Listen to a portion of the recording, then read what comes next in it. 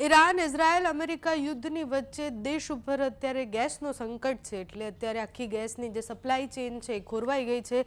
સામાન્ય નાગરિકો એ બધી જ જગ્યાએ લાઇનમાં ઊભા છે એજન્સીની બહાર।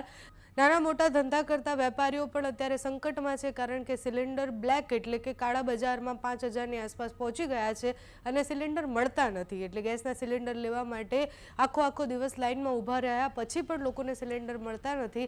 આ બધાની વચ્ચે લોકસભામાં ખૂબ વિરોધ થયો એટલે લોકસભામાં બધા જ સાંસદ એ સંસદના પરિસરમાં ઊભા રહી અને વિરોધ કરી રહ્યા હતા, નરેન્દ્ર મોદીના સામે નારા લગાવી રહ્યા હતા। વિધાનસભામાં પણ આજે એટલો જ વિરોધ થયો છે।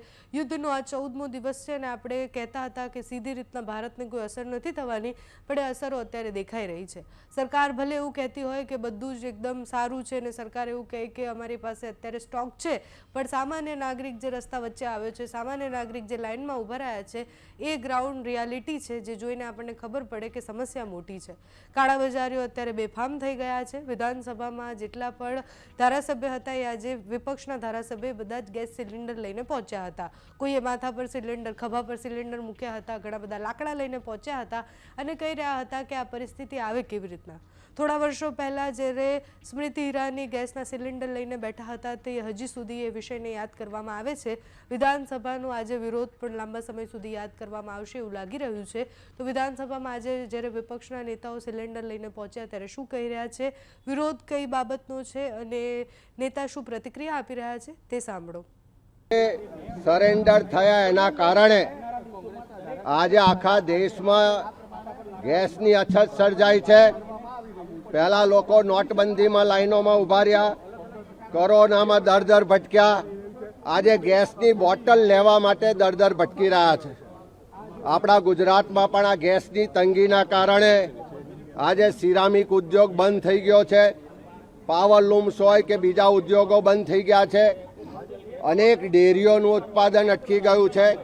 एवा संजोगों में आ देशना प्रधानमंत्री आ भाजपनी डबल एंजीन सरकार ने लोकोने मोंघवारी मांथी राहत तो ना आपी पण आजे मोंघा भावे गैसनो सिलिंडर लेवा माटे पण दर दर भटकवू पड़े छे। बीजा राज्यों में 500 रूपियानो गैसनो बोटल आपवानी जाहेरातो थाय अने आ डबल एंजीननी सरकार गुजरातनी गृहिणीओने मोंघो गैसनो बोटल लेवा मजबूर बनावे અને હવે એ ગેસનો બોટલ લેવા માટે પણ દર દર ભટકવું પડે, લાઇનમાં ઊભા રહેવું પડે।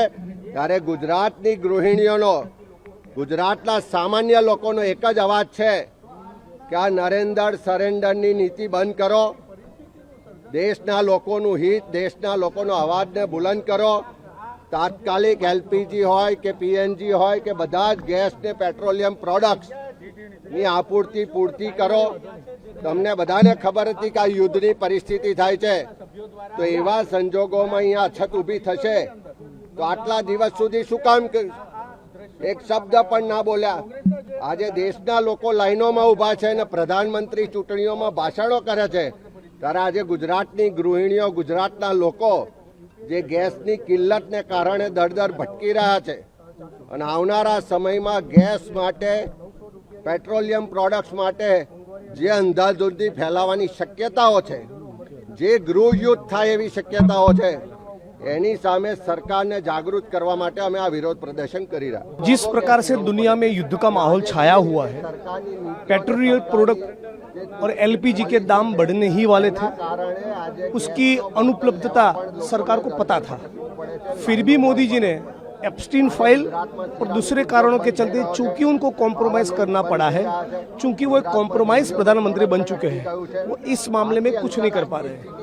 तो गुजरात जिसके मॉडल स्टेट का ढिंडोरा पीटा गया, उस गुजरात की जनता की ओर से पूरे हिंदुस्तान में मैसेज जाए, इसके लिए कांग्रेस पार्टी के सभी विधायकों ने आज हमने यहाँ पे गुजरात की असेंबली के बाहर विधानसभा के सत्र से पहले आज प्रोटेस्ट किया है।